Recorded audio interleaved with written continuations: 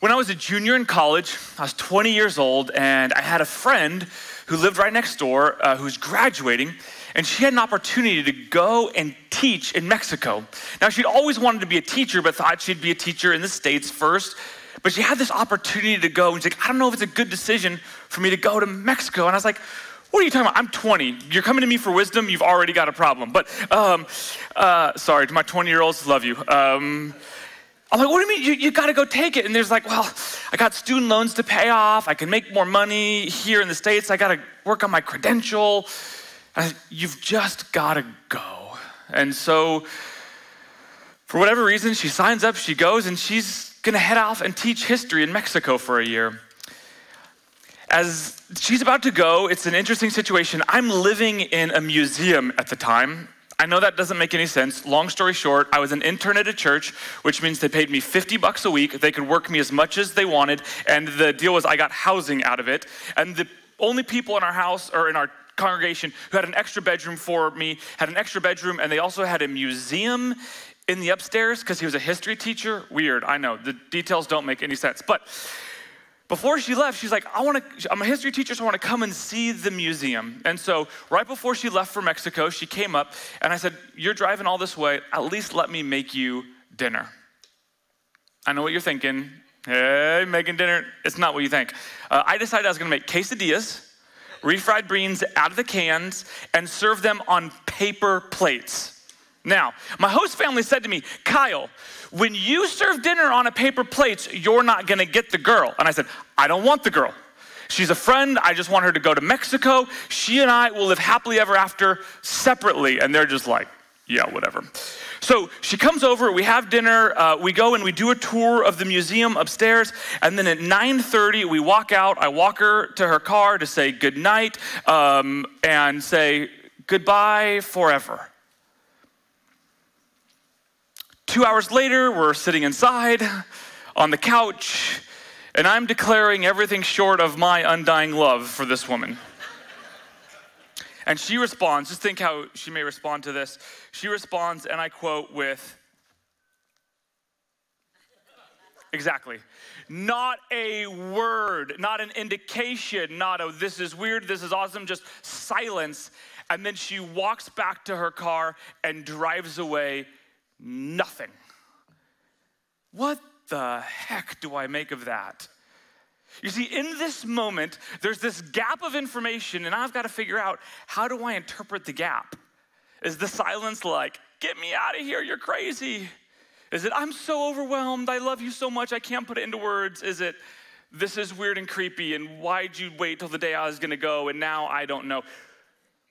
But how I interpreted in the gap revealed what I really believed about this young woman, and really revealed what I believed she thought about me. And I tell you this silly story to make a serious point, and that's this. In relationships, oftentimes the thing that truly reveals how we feel is how we interpret the gaps, how we interpret the silence, how we interpret the lack of information. Think about it from a very practical situation. If you and I are getting together and I show up late, first of all, that's normal. If we ever have something scheduled, just prepare for me to be late. But if I show up late, you have a gap of information. Why did Kyle show up late? And you get to fill in the gaps, right? If you've got a positive view of me, you say, he's probably helping an old lady across the street, or, doing something great. If you have a negative view of me, you're like, this guy can't get his life together. He thinks he's so big time, he's more important than me. Same gap, different interpretation. The gap reveals what we really feel. You with me? And if that's true in our human relationships, I want to argue this morning that it's also true in our relationship with God. How we interpret the gaps, the lack of action and involvement on God's behalf begins to reveal what we really think about God. What do I mean by this? Now, if you've been a Jesus follower or a spiritual person for any length of time, you've probably had an experience where you have prayed a prayer and it has not been answered. What do I do with that? You probably asked God for direction and wisdom and it's silence. Maybe you're here like, I'm not even a spiritual person or a Jesus follower, and I look at the gaps. I see evil in the world, and God doesn't do anything. I see natural disasters and abuse, and I'm not sure which one's worse. The fact that those things exist, or that there's quote unquote a loving God who does nothing about it. But then it gets worse. It's not just when God doesn't show up. It's when you're praying for a miracle and that person on social media or in your small group is celebrating the miracle that God has done in their life, and you're like, I'm just sitting in the gap. And how you interpret that gap says a lot about what you truly feel and believe about God. And let me just be clear. If you have any sort of spiritual openness, any sense that God may be real, you have gaps in your life. I've got them. We've all got them. And I say that because as we continue this series, we're in week 3 now of a series called Encounters. And the big idea of this is the same way that people encountered God 2,000 years ago is the same way that we encounter God today. And what we're going to do is look at the story of 3 characters who have some significant gaps with God in places where God doesn't show up, or at best shows up late to the party. And what we learn about God in the gaps reveals what we truly believe about him. So if you're here and you're sitting here, you're like, I'm praying for a miracle, or I don't know what God is doing, or I see evil out there and God's not doing anything, and I'm trying to figure out what to do in the gaps. Or maybe it's not your life, there's someone you love and care about and God's not showing up for them. This week is for you. Because what we learn about God in the gaps is going to transform the way you experience him for the rest of your lives. So if you're willing to let the scriptures reveal what you really think and feel about God, or you're willing to let God transform you, open up your Bibles or your devices to Mark chapter 5 as we see what the gaps reveal about God and our relationship with him. In Mark chapter 5, we're going to begin reading in verse 21. In verse 21, little side story here, Jesus is becoming more popular. He was just pressed in by all sorts of crowds, and he's like, this is too much, and he actually gets in a boat, goes to the other side of this to this lake, and when he gets to the other side, he's again just surrounded by this huge crowd that he was just trying to get away from. And in this, we pick up the story, and we see 3 people with 3 very different gaps. Mark chapter 5, verse 21. Again, when Jesus had crossed over by boat to the other side of the lake, a large crowd gathered around him while he was on the side of the lake. Sorry, can't read. Here we go. Let's go. Then one of the synagogue leaders named Jairus came, and when he saw Jesus, he fell at his feet and pleaded earnestly with him. My daughter is dying. Please come and put your hands on her so that she may be healed and live. I don't know if any of you can relate with this. If you've got kids, you probably understand this statement. I heard someone say to me once that you are never happier than your least happy kid. Now, I don't think that's absolutely true, but there's absolutely truth to it, if you know what I mean. You can imagine what this man Jairus is feeling. And when he says he's a synagogue leader, he's not a priest who's officiating sacrifices. He's not a rabbi who's teaching. But what he is think about, he's the executive pastor of the local synagogue. He's doing the administration. He's overseeing prayers. He's making sure everybody and everything is in the right place at the right time. He's well respected in the community.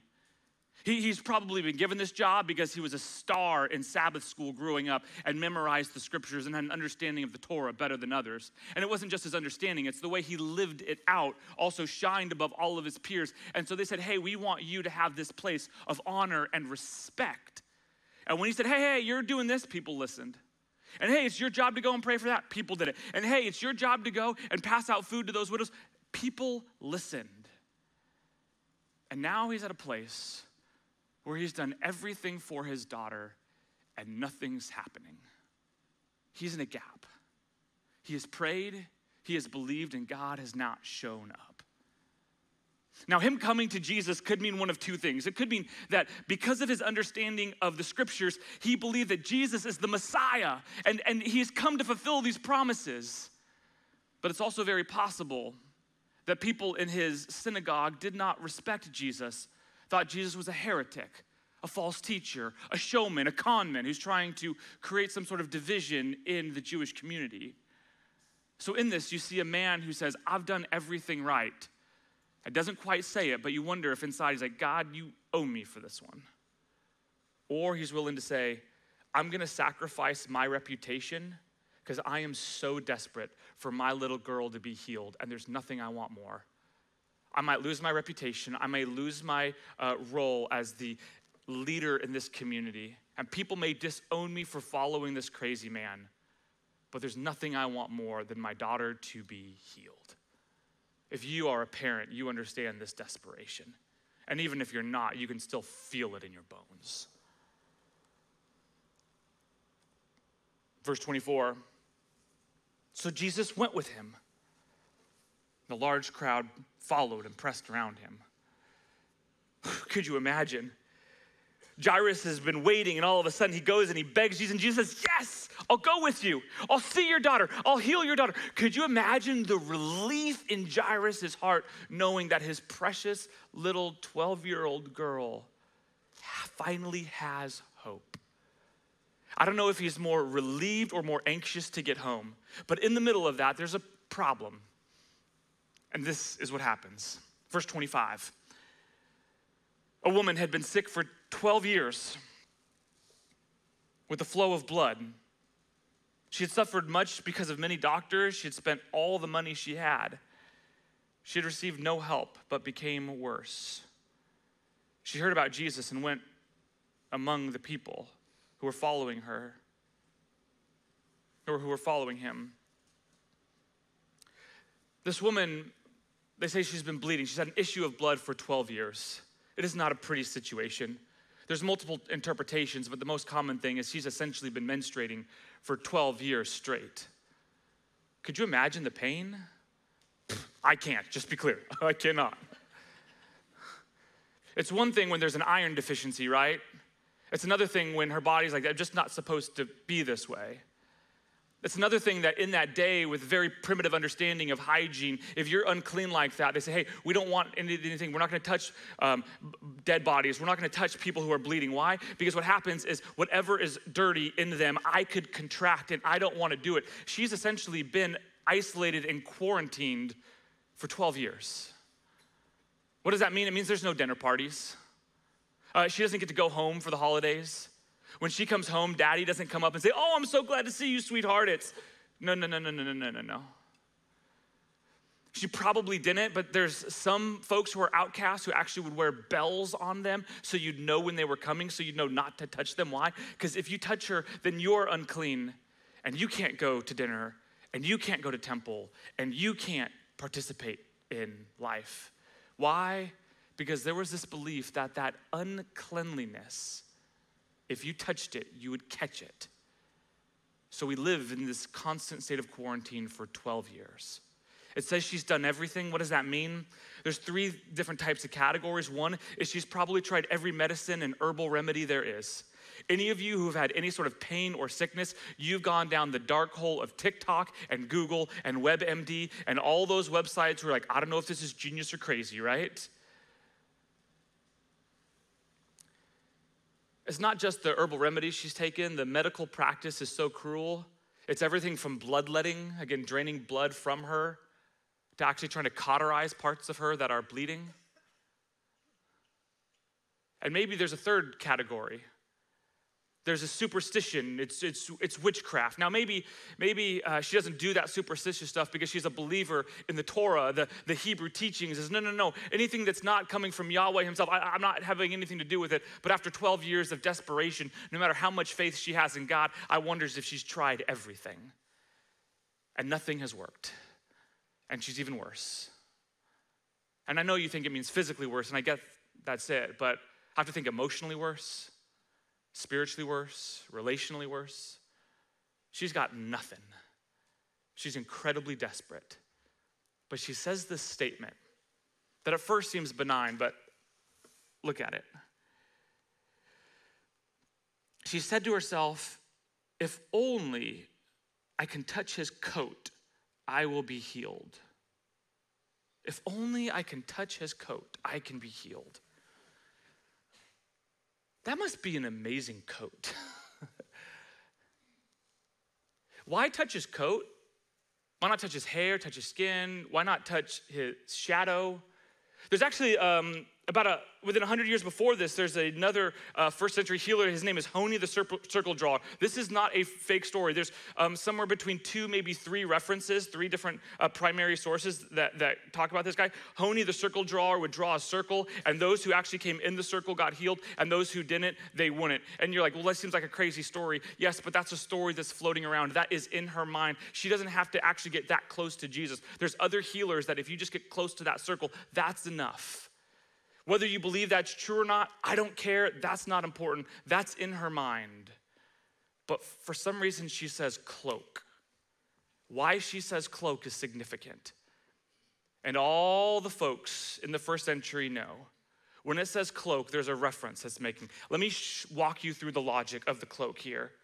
You don't have to turn there, but in Malachi 4, verse 2, there's a prophecy about a Messiah who's coming. And it says this about him. Let me first read it. We'll read it in 2 different translations. We'll read it the NIV first. It says, but for you who revere my name, the Son of Righteousness will come and rise with healing on its rays. Rays of sun. It gets translated differently. This is the ESV. There's a reason I'm going somewhere with this. Stick with me. Again, but for those of you who fear my name, the Son of Righteousness shall rise with healing in his wings. What is this word? This word rays, it also gets translated as wings. It's essentially, it could be in his covering. Here's how it's interpreted in this day and age. All of the rabbis would wear something called a prayer shawl. Again, essentially a big robe that you'd wear. Imagine a Snuggie, but not nearly that comfortable. You would have it and you would cover it up. And then at the end of it, what every rabbi would have, or every religious leader, they'd have these little tassels that would come off of it. And these tassels were actually a symbol of their commitment to faith. So essentially what she's saying is, if I can just touch these tassels, is all I need. Why does she believe it? Because she's desperate and nothing else has happened? Maybe. But here's something you've got to see about this woman. And when you see this thing in this woman's heart, I hope it encourages you. She has this deep faith that what God said in his word would come true. She believes the story of a God who loves enough to send a Messiah to heal. And what does that belief cause her to do? It causes her to come out of hiding, to press through the crowds, to jeopardize being ostracized by everybody she touches in this crowd. She reaches out and touches it, and this is what happens. Verse 29, at once, the flow of blood stopped. She felt in her body that she was healed of her sickness. At the same time, Jesus knew that power had gone out from him. He turned and said to the people, who touched me? His followers said to him, so Jesus, how do we say this nicely? There's people pushing on you from every side. You're essentially in a mosh pit. Everybody has touched you. Why do you ask who touched my coat? He looked around to see who had done it. The woman was filled with fear when she knew what had happened to her. She came and got down before Jesus and told him the truth. He said to her, daughter, your faith has healed you. Go in peace and be free from your sickness. Pause, quick, time out. We've got to put some things together here. We have to wrestle with the humanity of someone who's been suffering and tried everything for 12 years. We have to wrestle with how does she still have this faith to believe? And we've also got to wrestle with the genius of Jesus. Friends, there's these moments where I want you to see the genius of Jesus and let yourself be overwhelmed by it. Jesus could easily have walked by and done nothing and said nothing. She could have been healed. No one needed to know. Why does Jesus stop and make it public? Let me read into the gaps for a minute. I think Jesus knows that everyone knows that this woman is publicly unclean and untouchable. And when he stops and says, I see her, what Jesus does by affirming the healing is not only heals her body, but heals and restores her community with everybody else. All of you who are afraid that she's here, don't be. All of you who are afraid you're unclean, don't be. All of you who are like, you can't invite her to dinner anymore, sign her up, send her the Evite because she's clean and she can do this now. Jesus could have easily ignored and walked in, but Jesus says, I care more about just the physical healing. I care about restoring you to the community who has ostracized you. And Jesus could then be seen as unclean. Don't touch the rabbi, don't touch him. He's been touched by someone who's unclean. And this is a whole sermon in and of itself, but we're just gonna say it this way. This is the beauty of Jesus. He says that the thing that you think makes you unclean, nothing is more powerful than the cleansing power of Jesus. He is the spiritual bleach. Whatever he touches, completely and totally cleansed and transformed. And the power of his cleanliness is more powerful than any unclean thing in the world. It's a whole nother sermon, but we don't got time for it. But it's the genius. Because what we're gonna see in just a second is he does the exact opposite in a second. There's gonna be a double standard here. And again, how we see the gaps are how we understand it. So let's come back to these gaps for a second. Jairus is here waiting, and now he's been put on pause. This woman is like, why did it take 12 years for this to happen? And now everybody else is like, Jesus, what are you gonna do next? Keep looking.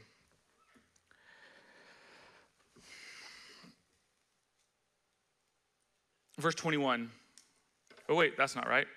Oh, that's not it. Here we go. Verse 35, here we go. While Jesus spoke, essentially when he said, this woman is clean, men came from the house of the leader of the place of worship, and they said to Jairus, your daughter is dead. Why trouble the teacher anymore?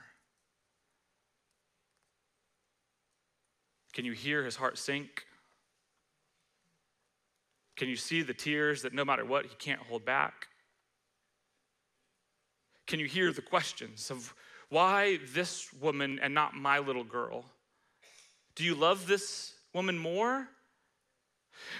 Don't you get it? I'm the executive pastor of the church. I've prayed, I've memorized scriptures, I've done everything, and I didn't break the rules. She broke the rules. She's not even supposed to be here. I came to you respectfully. I beg you in front of everybody. And she comes silently, breaks the rule, and why her? Why the rule breaker? And why not my daughter after I've done everything and I can? I've done everything in my power. And you show up for her and not for me? Why? It's unfair. It's a double standard. This is one of the gaps that humanity wrestles with God. Jesus heard this. He said to the leader of the Jewish place of worship, do not be afraid, just believe. He allowed no other one to go with him, but Peter, James, and John, that's John, the brother of James, they came to the house where the leader of the place of worship lived. Jesus found many people making much noise and crying. He went in and asked them, why is there so much noise and crying? The girl is not dead. She is sleeping. To which everyone's like, what? In this day, the moment that someone dies, there's a practice of mourning. Mourning is the practice of getting all the things that's on the outside out, all the things on the inside to the outside. They would hire mourners who would come and wear mourning clothes. They would rip their clothes. They would throw up dust. They would sing. So everyone knew The funeral was there. Everyone in the community knew that she had died. And that is why there's already people there mourning. And Jesus says, no, why are they here? And they're like, Jesus, you really need a nap.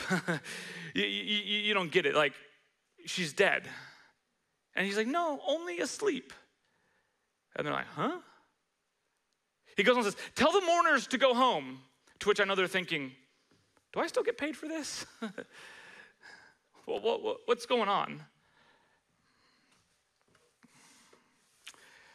They laughed at Jesus, but he sent them all out of the room. He took the little girl's father and mother and those who were with him. They went into the room where the little girl was. He took the girl by the hand and said, little girl, I say to you, get up. At once the girl got up and walked. She was 12 years old. They were very surprised and they wondered about it. He spoke sharp words to them that they should not tell anyone. He told them to give her something to eat.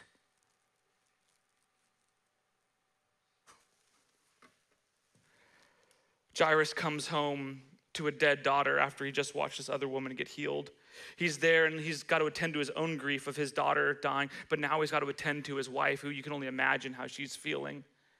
And she's like, get everyone out. Except for mom, dad, and you three knuckleheads. Come on. Grabs her by the hand. Says, little girl, get up. Could you imagine the moment? Her eyes begin to flutter. Her breath goes. Could you imagine the way it takes the breath away of mom and dad and wondering what's going on? Wait, this isn't possible. Maybe she was only asleep. Maybe we jumped the gun. Maybe this. But here's what I love about Jesus. The genius of Jesus' double standard. This is what I want you to see as you interpret the gaps. For this woman with the issue of bleeding, publicly tell everyone why this 12-year-old girl, they're for sure connected. The author writes as though they're connected. This 12 years, it's totally connected. Why is they doing it? Why would Jesus say nothing about this 12-year-old girl and everything about this woman? Why? Do you know what it's like to be a 12-year-old girl? The height of insecurity and self-consciousness. Hey, even before we had cell phones, people knew how to talk and spread rumors, especially in small, rural, religious communities. Yeah, you grew up in some of those. Imagine what it's like for her when she goes to school the next day and they're picking teams for PE. I don't want the dead girl. Imagine one day she's got to get a date to prom and all of her friends have a date and they're like, hey, how come you haven't picked her? I'm not dancing with the dead girl. A little more serious, this is the age in which she would need to find a suitor, a partner, someone to marry. Imagine what happens to her value on the open market. Jesus says, I know how messed up the world out there is. I know the gossip. I know the way women are treated. She doesn't need any more challenges in her life. This one is just between you and me and these three knuckleheads. Why bring the three knuckleheads in? If Jesus wants it to be a secret, why not leave them outside?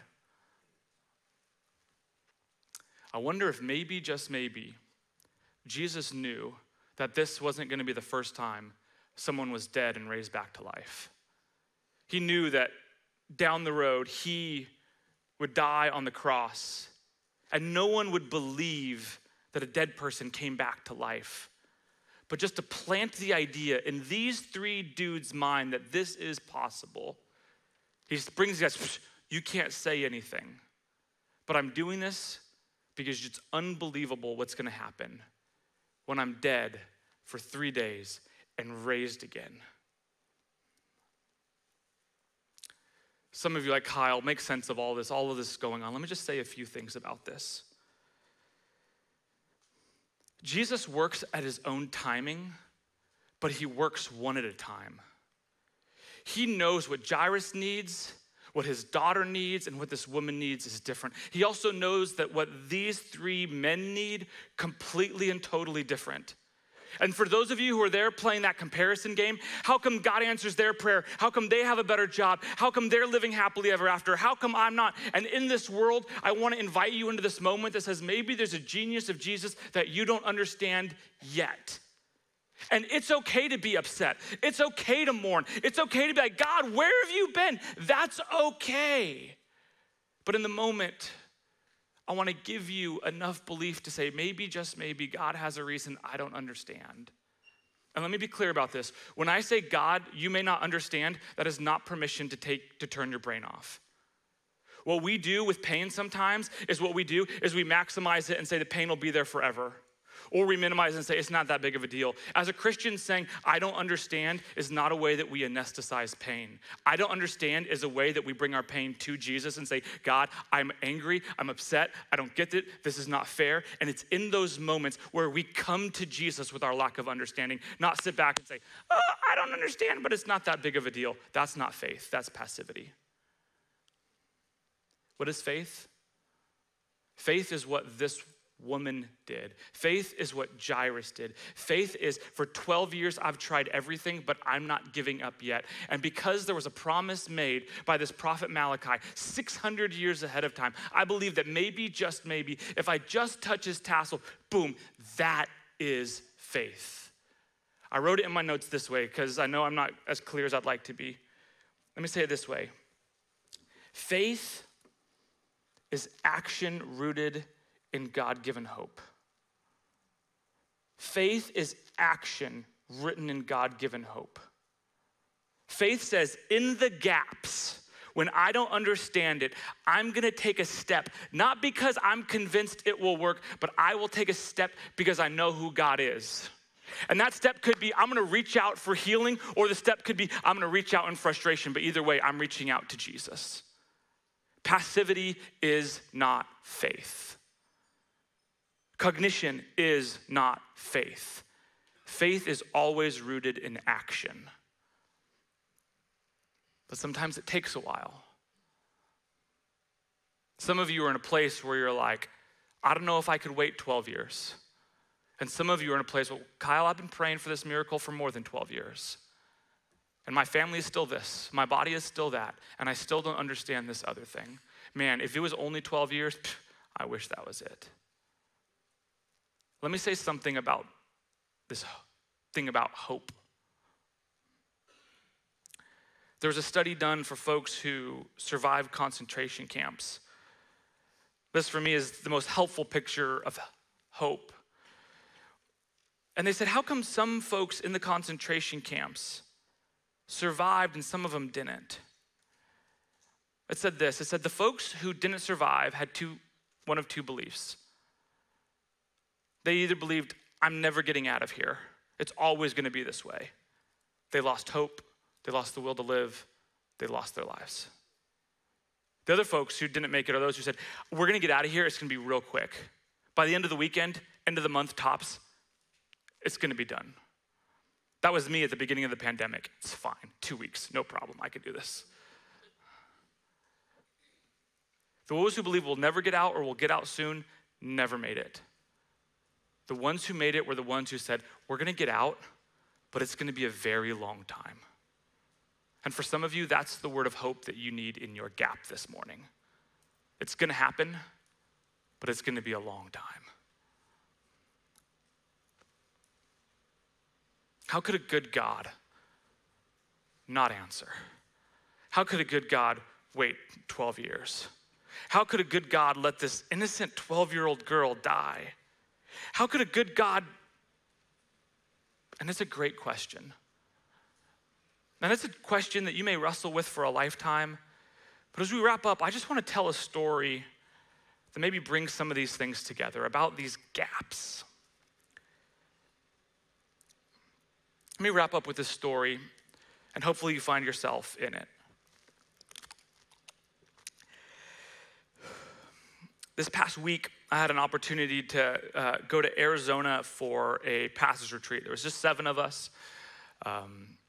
It was a lot of sitting around a fire and sharing about what's God doing, the awesome things, the challenges. And every time I'm in these places, I just need you to know, every time I talk to other pastors, I'm like, I'm the luckiest dude in the world. I love my church, I love my town, I love everything about this. So good, but that's not the point. There was one guy, his name was Dave. Dave went on to tell a story that just about 3, almost 4 years ago now, he was hired his first time as a lead pastor, and he started, and his first Sunday back was the first Sunday the church had regathered after the pandemic. It was a church that averaged about 1,000 folks every weekend. His very first Sunday, there's 100 people scattered throughout this large sanctuary. He's like, it was the weirdest, most depressing thing ever. I said, amen, up in there. He said, man, we knew that God called us here, and he was out and he was meeting new folks in the congregation. And one day he came back, he said, I'm not feeling so well. And he realized, oh my gosh, I think I just got COVID, but even worse, I just gave it to my wife and my 4 kids. And so they're all in there in that quarantine, 3, 4, 5 days later, everyone's feeling better. Except a week later, his wife is not yet feeling better. Hey, everyone's immune system's different, we get it. 2 weeks, not feeling better. Now it's getting weird. A month later, everyone's like, is she okay? You start praying differently after a month. 2 months go by and they realize she's still not better, barely able to get out of bed. Most days can't even go downstairs. Church elders come over to pray for her. Nothing. Month 2, people are like, are you okay? They start dropping off meals and they're praying. Month 4, still nothing. At this point, they're like, do your kids need rides anywhere? We can pick them up. We can do all that. Month 4, nothing. At this point, there's people over like, hey, what do you need? Like, they're coming over and cleaning his house, doing those things. He said, it's the weirdest thing ever. I'm a brand new pastor here, and there's people in my church that know the brand and color of my undies because they're doing laundry because we need all the help we can get. Month 4, 5, 6, 7, 8, and nothing. 8 months of trying to raise 4 kids, transitioning to a new city in the pandemic, trying to meet this new congregation in a meeting. He gets a call and he's like, I usually don't do it, but I looked down and I saw it. I get this call and it's my wife. When I answer, I'm like, how are you doing? And she's like, I can't explain it. What do you mean I can't explain it? She said, remember our friend Sarah, who's the missionary down in Argentina? Yeah, the wonderful one who's kind of a little crazy, but we love her anyway. Yeah, that one. She called me. She was like anxious. She's like, God called me, told me to pray for you. So she prayed for me. And then it was weird. And she had to go. And she hung up. And all of a sudden, and in that moment, I just felt something change. Well, it changed. He said, I felt God healing my body.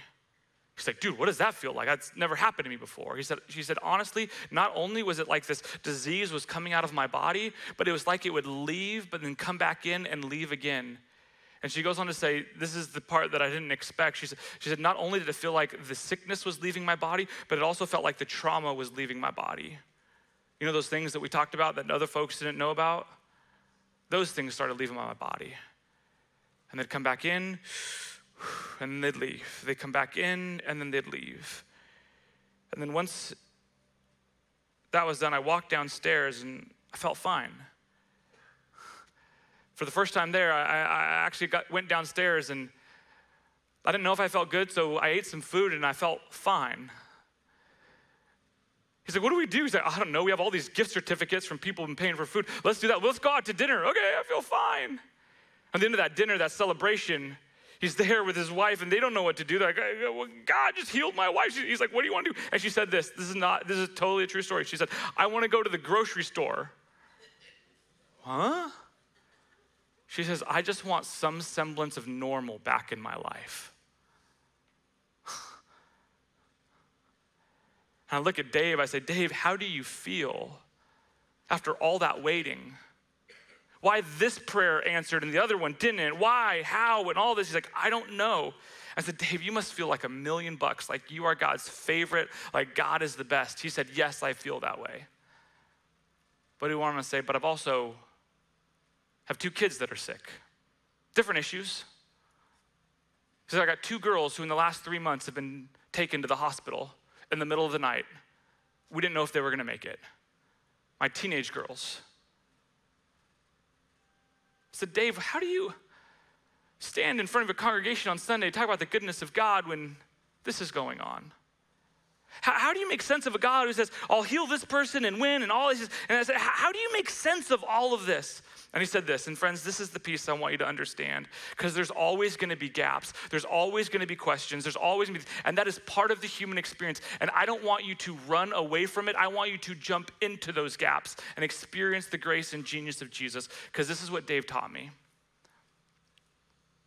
He said, if I believed that God did what I wanted him to do, how and when I wanted him to do it, he wouldn't be God, he'd be a genie. He said, I have this mental picture. If God is, he said, I know it's weird, he says, but if God is my fist and God is in front of me and I wanna go wherever God goes, and I'm gonna say, God, let's go and heal this person over here. And if God goes, we'll go, but if he goes this other way, we'll go this way.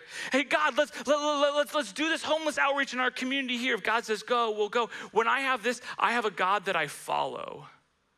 But when I believe that God is here and I tell God, God, go do this, and expect him to do it. God, do this, and I expect him to do it. He says, I no longer have a God, I have a genie, and I believe I'm the one in control. He says this, he says, I am more convinced of the goodness of God, and I am more in need of the goodness of God every day of my life. He says, guys, I almost didn't come on this retreat because I was so afraid of leaving my girls home alone and leaving their mom raising these 4 amazing teenage kids who have all of these other issues. He says, I got a call. He says, my wife spent 5 hours doing doctor's appointments today. And here I am on a retreat in another state. I don't know what to do with that. But he did this.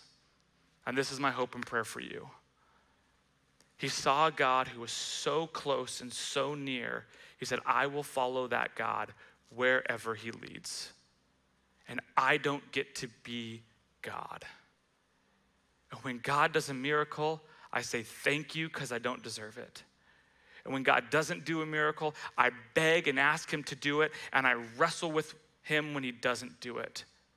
But in every aspect of that, I just want to see God, be close to him, and follow him wherever it may lead. And I don't know where your gaps are, but this is how we encounter God. There are moments of miracles where you shout hallelujah, but the majority of our experience as followers of Jesus are like Jairus, who've tried everything and his daughter's not healed. It's 12 years of, is this ever gonna happen? Is it, God, why is this double standard?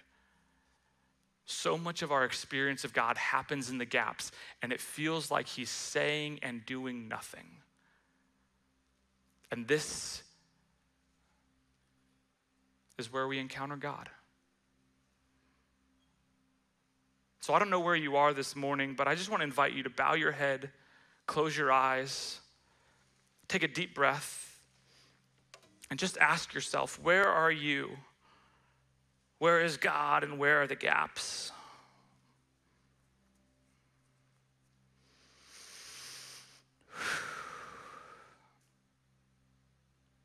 Just want to help you locate yourself in this. If you're here this morning and you resonate with Jairus and you just feel desperate for God to do a miracle in your marriage, in your body, in a loved one, in our nation, in the world, and you're like, I am here, I am desperate. God, I need you to show up now. I need it quick. If that's you, will you just raise your hand just between you, me, and Jesus? I see you. The heart of God sees you and sees your pain.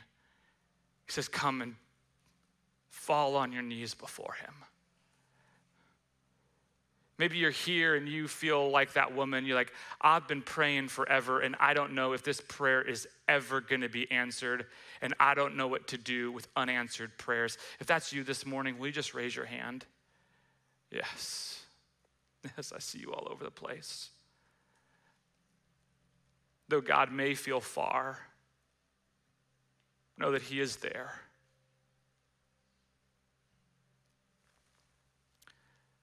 If you're here this morning and you feel like Peter, James, and John, and you've seen God do amazing things, and your heart just wants to say hallelujah for the miracles he's done in your life, in your family, in the world, and just as a way of celebration, you just want to say, I've seen God close the gaps and do those miracles, and I just want to worship him from the bottom of my heart right now. Will you just raise your hand? Wow, more hands. God, we come to you and we all have a unique experience. We struggle with your timeline, but help us experience you one at a time. Help us bring our full heads with our questions, our full hearts with our pain, and our full faith even with the doubts. And God, in this moment, I pray that you turn our hearts towards you and teach us how to trust you and see you, even in the times of silence. God, in those gaps, draw us closer to you. In Jesus' name we pray, amen.